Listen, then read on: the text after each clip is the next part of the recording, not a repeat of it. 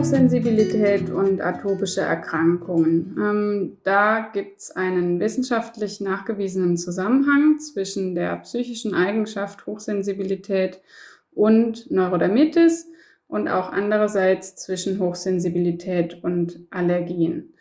Dieser Zusammenhang, der wurde durch Dr. Peter Liffler und seine Kollegen in den Jahren 2018, 19 und 20 nachgewiesen und auch wissenschaftlich publiziert.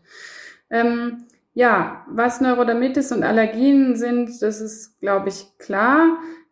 Ich erkläre deshalb jetzt, was ist Hochsensibilität und was hat das für Implikationen, dieser Zusammenhang für die Behandlung der Erkrankungen.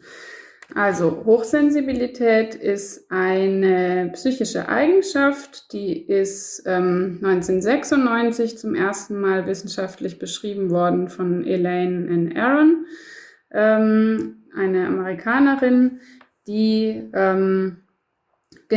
diese Eigenschaft beschrieben hat und auch weiterhin darüber Bücher schreibt und auch von sich selber sagt, dass sie hochsensibel ist. Hochsensibilität, man geht davon aus, dass ca. 15-20% der Deutschen diese Eigenschaft haben und dass ungefähr 70% der Hochsensiblen auch introvertiert sind. Also lieber für sich sind, lieber den Blick nach innen richten, während 30% der Hochsensiblen aber auch extrovertiert sind.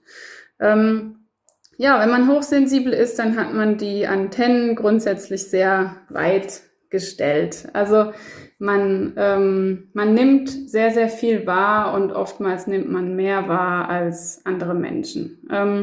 Und das kann sich jetzt auf die verschiedenen Sinnesorgane beziehen, ne? Dass man mehr sieht, dass man mehr hört, dass auch diese Eindrücke auch mehr Eindruck überhaupt machen, also dass man auch zum Beispiel, wenn man lang im Lärm war, dass man danach mehr Zeit braucht, um sich davon zu erholen.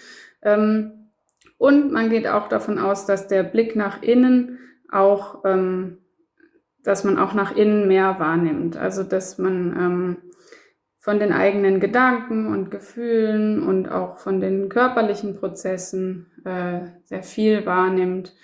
Und auch, Hochsensible sind oft sehr sensibel für Beziehungskonstellationen und Gruppenprozesse. Also ein Hochsensibler wird wahrscheinlich als erstes in einer Schulklasse bemerken, dass jemand gemobbt wird, zum Beispiel, ne? Oder im Kollegium, wenn da was schief läuft.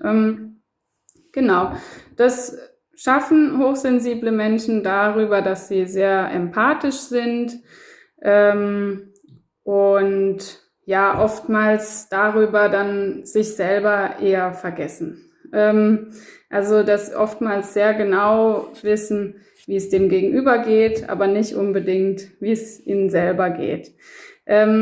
Das bedeutet oftmals dann auch, dass sensible Menschen einen sehr hohen Anspruch an die eigene Leistung haben und schnell mit sich selbst unzufrieden sein können. Und es kann eben sein, dass es innere Konflikte auch gibt. Also gerade zum Beispiel, wenn es darum geht, ob man jetzt die Bedürfnisse von jemand anders mehr beachten sollte als die eigenen Bedürfnisse, dann gibt's oft innere Konflikte.